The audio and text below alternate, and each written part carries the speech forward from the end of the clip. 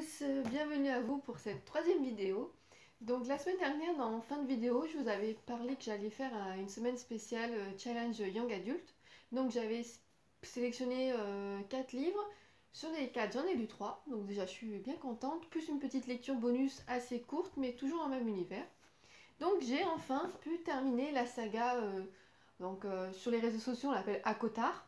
Donc là, vous avez le tome 3, un palais de cendres et de ruines, et le tome 4, un palais de glace et de lumière. Bon, pour ce tome 3, j'ai bien aimé. J'ai trouvé qu'il y avait pas mal d'action, juste un peu de longueur. L'auteur s'étale un peu trop sur les sentiments des personnages. Elle veut les faire vraiment sembler humains, mais c'est lourd parfois. Ça fait des longueurs, ne cesse de répéter, qui sont sensibles, qui sont gentils, nan, nan. Ok, d'accord, on a compris, mais au bout d'un moment, c'est un petit peu long. Après, l'action est présente, c'est très rythmé, ça avance beaucoup dans l'histoire, il y a vraiment un développement. Et ce qui est complètement différent du tome 4, qui en fait est donc déjà bien plus court, passe de 700 pages à 330 pages. Dans celui-ci, donc il y a les mêmes personnages, mais donc ça se passe après un grand événement qui s'est passé dans le tome 3, je ne vais pas tout vous révéler non plus. Donc là, on retrouve les personnages qui sont retournés vivre à Vélaris. Et en fait, il n'y a pas vraiment d'action dans celui-ci. On parle des personnages après cet événement, comment ils évoluent, dont une personne qui a vraiment changé complètement du tout au tout, du tout au tout. Et voilà, j'ai été un peu déçue par celui-là parce que je trouve qu'il apporte pas grand-chose à la saga. Alors certes, il y a les nouveaux chapitres soit de la suite de la saga, soit d'une autre, mais j'ai trouvé que dans les faits, celui-ci se suffisait et la rigueur, il terminait la saga. Ou alors mélanger les deux et en faire deux plus petits. Voilà, deux de 400 pages chacun. Donc voilà, juste petite déception pour celui-ci qui m'a un petit peu gâché mon plaisir pour cette saga. Mais ça reste quand même une de celles que j'ai préférées. Ensuite, j'ai fait une toute petite lecture avec Minuit ou presque de Rainbow Rowell. Donc Rainbow Rowell, c'est une auteure que j'aime beaucoup. J'ai eu un gros coup de cœur pour son livre Carry On, qui mélangeait un peu l'univers. C'était un peu une fanfiction de Harry Potter, mais vraiment à la sauce de l'auteur. Elle a fait aussi Eleanor et Park, qui est sur plus ce qui se passe au lycée. C'était vraiment bien. Et celui-ci, en fait, il est très court, il fait 105 pages, donc il se lit en une heure, il a été lu. Il y a dedans deux nouvelles. La première qui s'appelle Minuit, où on découvre tous les 31 décembre deux personnages donc, qui sont au lycée, deux amis. Et le deuxième, c'est Answer, où en fait on est dans une file d'attente, la sortie de l'épisode 7 de Star Wars.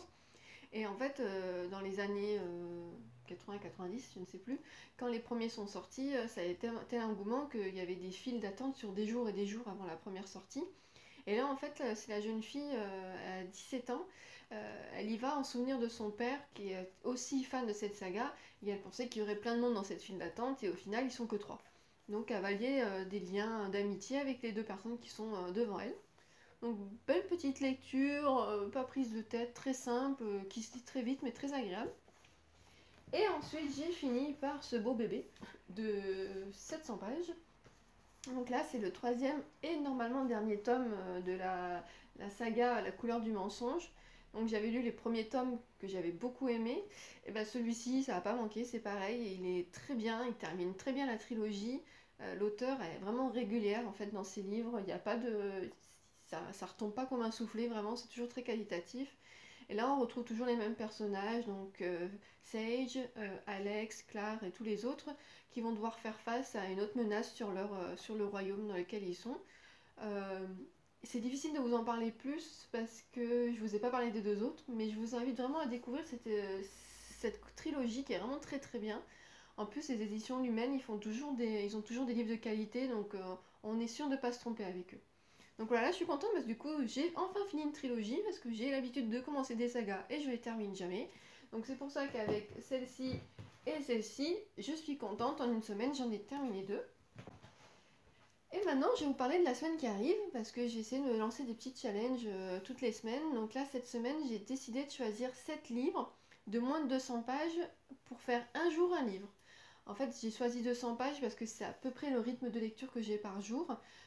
N'ayant pas de BD dans ma bibliothèque, j'ai pas pu m'orienter sur ce format, mais c'est vrai que j'invite tous ceux qui veulent participer à lire ce qu'ils veulent, hein, de la poésie, de la bande dessinée, du comics, comme vous voulez, il n'y a aucun souci, c'est juste histoire d'en profiter pour baisser piles à lire ou les bibliothèques à lire pour ma part. Donc je vais commencer aujourd'hui par Et il me paraît de cerisier, de poussière et d'une montagne d'Antoine Page. Donc j'ai déjà lu un livre de cet auteur que j'avais beaucoup aimé, ça mélange roman, feel good et développement personnel. Donc voilà, une petite lecture assez sympathique, celui-ci il est vraiment court, hein, il fait 137 pages, je crois que c'est le plus court de ma sélection. Ensuite j'ai choisi de lire Si je reste de Gail Forman. Donc je connais pas le titre, je connais pas l'histoire ni rien, mais j'en ai beaucoup entendu parler, que ce soit en littérature ou au rayon young adulte. Ensuite, je vais me lancer vers Ciao Bella de Serena Giuliano. Donc de cet auteur, il y a quelques semaines, j'ai lu Mama Maria et j'ai beaucoup aimé, donc je pense que là, ça va être pareil. Il est un peu plus long, c'est plus long de ma palle, il est à 260 pages, mais c'est écrit assez court, c'est des petits chapitres, et c'est un peu sous forme de correspondance, donc je pense qu'il devrait être vite mangé aussi. Ensuite, j'ai choisi L'assassin habite au 21 de Steinman. Donc là, c'est un polar, je connais pas du tout non plus, donc je vais me lancer. Et le deuxième et dernier polar de cette sélection, c'est Pension complète de Jackie Schwartzman. Donc pareil, je connais pas, c'est l'éditeur qui me l'avait envoyé, donc voilà, c'est l'occasion de découvrir cet auteur.